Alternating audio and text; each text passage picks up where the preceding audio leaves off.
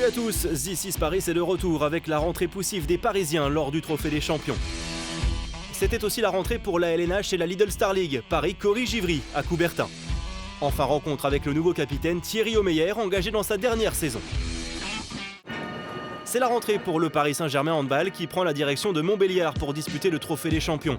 6e participation pour le triple lauréat de l'épreuve qui défie d'entrée Saint-Raphaël, le finaliste de la Coupe EHF.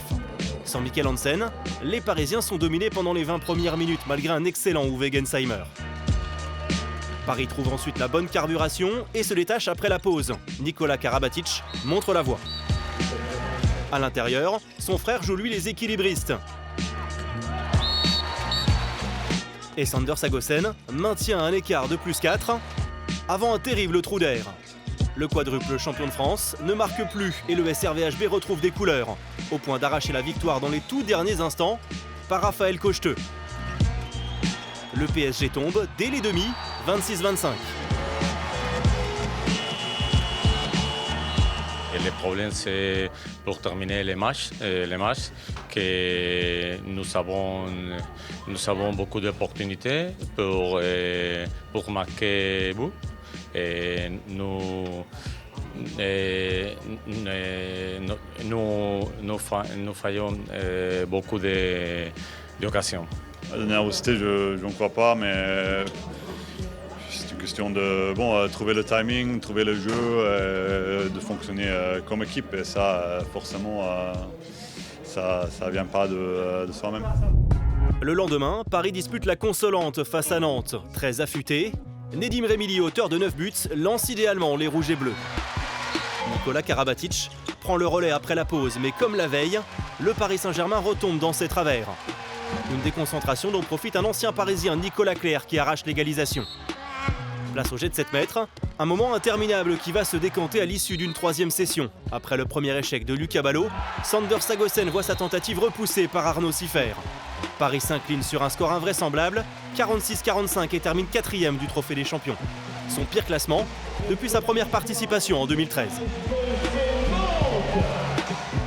Je pense qu'on a alterné le bon et le moins bon pendant le match, des périodes vraiment très intéressantes, d'autres où c'était un peu plus compliqué. Je crois qu'on a encore des choses à améliorer, à avancer et qu'on doit encore progresser pour être constant sur 60 minutes.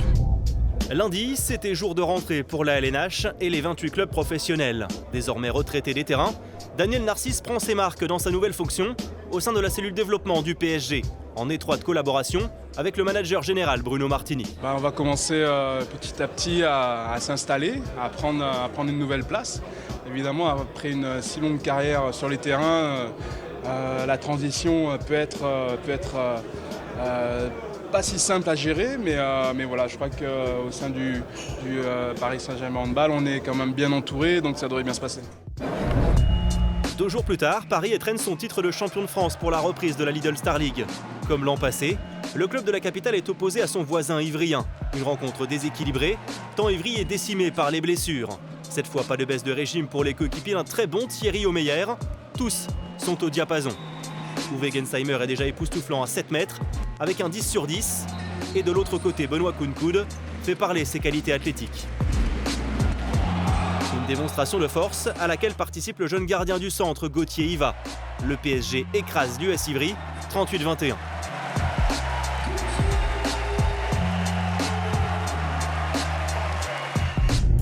Il a récupéré le brassard de capitaine après l'arrêt de Daniel Narcisse. Thierry Omeyer vit sa dernière saison professionnelle, la 25e, avec toujours la même motivation, sans penser à cette retraite qui se rapproche. Ce qui est sûr, c'est que j'y pense pas à chaque minute, à chaque instant où je suis dans les buts ou pendant les matchs. Maintenant, forcément, c'est quelque chose de particulier. J'y ai pensé notamment au début de la préparation, en me disant que ça allait être ma dernière préparation physique. Tout ça, ça viendra peut-être plus sur la fin de saison. En tout cas, ce que j'ai envie, c'est vraiment de profiter de chaque instant pendant cette saison, de chaque match, de chaque entraînement. Savourer ces moments avec mes partenaires, parce que quand on est sportif de haut niveau, on a la chance de vivre des moments assez particuliers. Dans les dernières années, quand Daniel était blessé, c'était moi qui étais en charge de prendre le capitanat. Donc Donc je connais un peu le rôle. Voilà, j'ai déjà été capitaine aussi en équipe de France. Après, ça n'a pas changé ma manière de fonctionner. Depuis quelques années maintenant, je suis un joueur d'expérience qui fait partie des joueurs cadres. Donc j'essaie de continuer à bien transmettre, à apporter de l'énergie positive à toute l'équipe et faire en sorte avant tout que tous les joueurs et toute l'équipe donnent tout sur le terrain et qu'on puisse gagner les matchs.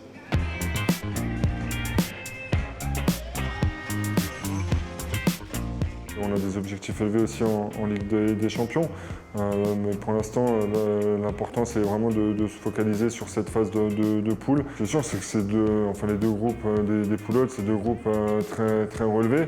Après, bien sûr, on aurait forcément participé à nouveau à un 4e Final Four d'affilée, ce qui montrerait encore une fois une belle constance à ce niveau de compétition. Et après, bien sûr qu'on en veut toujours plus.